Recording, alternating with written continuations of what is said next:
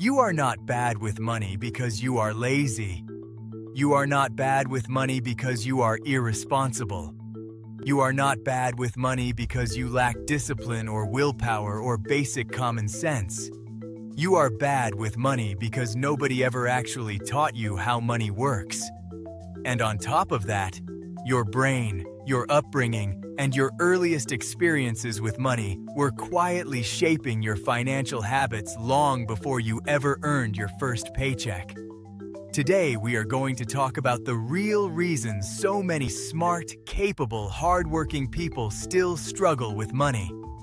And more importantly, what you can actually do about it. Let us start with the shame. If you have ever looked at your bank account and felt a wave of embarrassment, if you have ever avoided opening a bill because you already knew it was bad, if you have ever felt like everyone else has figured this out except you, you are not alone. Not even close. A 2023 survey by the National Financial Educators Council found that poor financial literacy cost the average American nearly $1,500 in that year alone. Not because people were reckless, because they did not have the knowledge they needed to make better decisions. But here is what nobody talks about. Knowledge is only part of the problem. The deeper issue is psychological. The way you think about money, the feelings money triggers in you, those were formed years ago, decades ago, and they are running quietly in the background every single time you open your wallet. That is what we are unpacking today. The first psychological root is something called a scarcity mindset. Scarcity mindset is the belief, often unconscious, that there is never enough. Not enough money, not enough opportunity, not enough time. And that belief shapes every financial decision you make. Here is how it shows up in real life. You get an unexpected $500, a bonus, a tax refund, a gift. And instead of saving or investing it, something pulls you to spend it immediately. Not because you are irresponsible, but because deep down, a part of your brain does not trust that more is coming. So it says, spend it now before it disappears. Or you avoid looking at your bank balance because the anxiety of seeing a low number feels worse than just not knowing. So you stay in the dark. And staying in the dark makes the problem worse. Scarcity mindset was identified and studied extensively by economists Sendhil Mullainathan and Eldar Shafir in their book Scarcity. Their research found that when people feel financially constrained, their cognitive bandwidth actually decreases, meaning the stress of not having enough money literally makes it harder to think clearly and make good decisions. This is not a character flaw. It is a measurable psychological response to financial pressure, and it affects millions of people regardless of income level.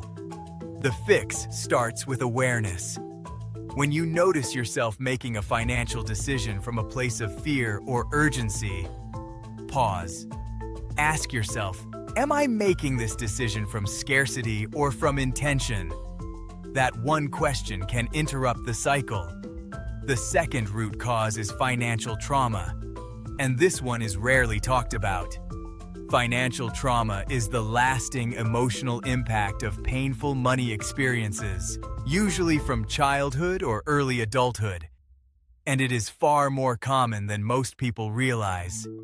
Maybe you grew up in a household where money was a constant source of stress and conflict, where the electricity got shut off, where you heard your parents fight about bills through the walls at night, where asking for things felt like a burden.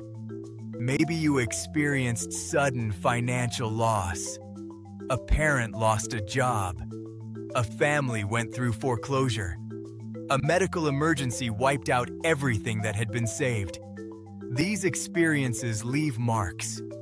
And those marks show up in adulthood as avoidance, anxiety, overspending, under-earning, or an inability to hold on to money even when you finally have some. Dr. Brad Klontz is a financial psychologist who has spent decades studying what he calls money scripts, the unconscious beliefs about money that are formed in childhood and carried into adulthood. Things like money is the root of all evil. Rich people are greedy. We could never afford that. I do not deserve to have more than my parents had. These scripts run on autopilot. You did not choose them. You absorbed them. And until you name them and examine them, they will keep quietly directing your financial behavior.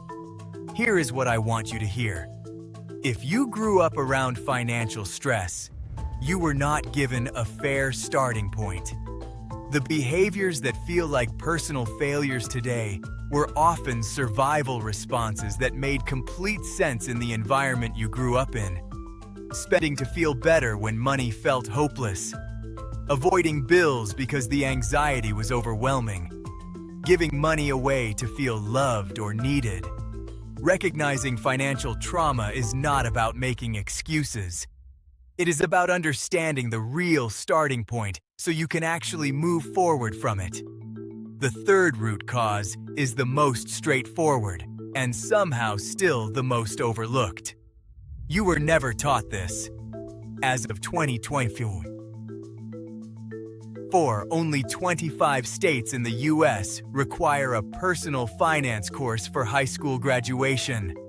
That means the majority of Americans graduate without ever learning how compound interest works, what a credit score actually measures, how to file taxes, what a Roth IRA is, or how to build a budget that holds up in real life. Think about that. You spent 12 years in school. You learned the Pythagorean theorem. You memorized the periodic table. But nobody sat you down and explained how to manage the money you would spend every single day for the rest of your life. And then, the world handed you a credit card at 18 and wondered why you made mistakes. This is a systemic failure, not a personal one. The financial industry benefits when you do not understand money. Banks earn billions from overdraft fees. Credit card companies profit from minimum payments. Predatory lenders target people who don't know their options. Financial ignorance is not an accident. In many ways, it is a business model. And the people who figure money out, the ones who build wealth from modest incomes, are almost never the ones who were naturally gifted with numbers. They're the ones who at some point decided to go learn what school never taught them. From books, from podcasts, from YouTube channels like this one. So here is the reframe I want to leave you with. Being bad with money is not a personality trait. It is a starting point. And starting points can change. Every financial behavior you have right now, every habit, every pattern, every avoidance makes sense when you understand where it came from.